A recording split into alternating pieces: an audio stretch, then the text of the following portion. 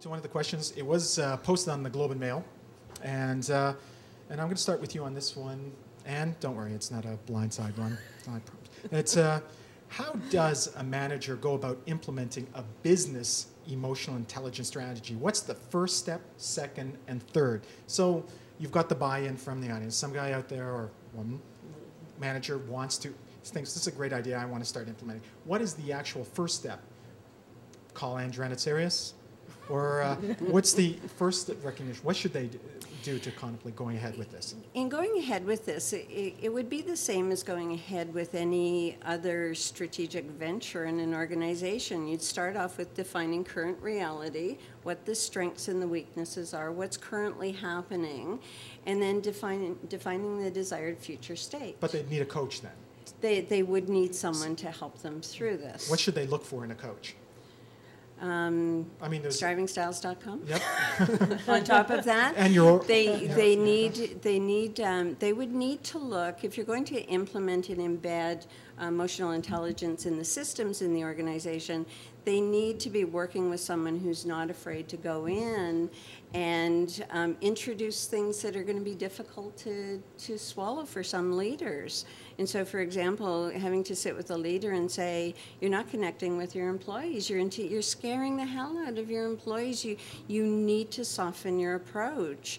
They don't like to hear things like that. And so that is one of the key things about someone. Yeah, and just the 1, 2, 3 for business health. First step is finding that coach. And realizing which one might work best for you. And I'm going to come to you on, Sean, and how you did it in a moment. Yeah. But it's not just a coach. It's somebody who's versed in both, because you can't divorce the rational brain from the emotional brain. You have to have somebody who has the business skills and savvy to create the strategic plans and the vision, as well as develop the behavioral and emotional models and provide the training for that as well. Is it a tough sell, do you find, in your experience, to say the CEO or the senior level management to incorporate something like this?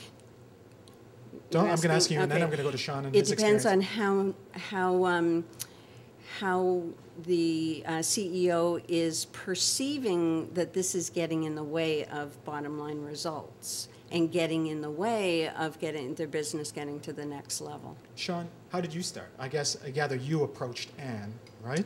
Well, actually, our organization is committed to this stuff. And, how did they start with it, though? I think we have a very progressive management team who realizes, to get the most out of our resources, we need to bring a lot to the toolkit, and so including this. Yep. And you just came to it one day that you think it was a business emotional intelligence thing, or how did that all come about? That's what the question. I work in a big organization. Everybody's focused on this stuff, right? From my personal experience, I've had a lot of, with that corporate push on it, I think I've had the most traction within my team working directly with a coach.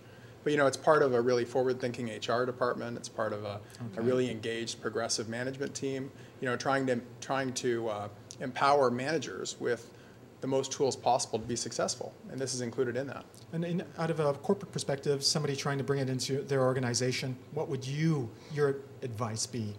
Sure, I think you need senior commitment to it. And how do you get that? It has to be across the organization. Yeah. The people at the top need to get it, need to understand it. And how do you make them get it? So I'm the CEO and you're coming to me. What did your organization, how do you make this person who's committed to the bottom line? Bonuses are good enough to motivate people.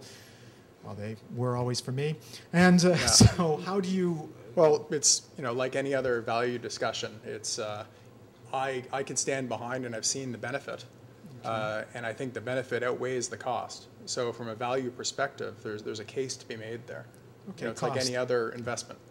Angela, you guys are inundated with cost restraints in the government of late, so... For sure, but our motivation is we want to be an employer of first choice. It's as simple as that. We have a large organization, very important things to deliver for the province.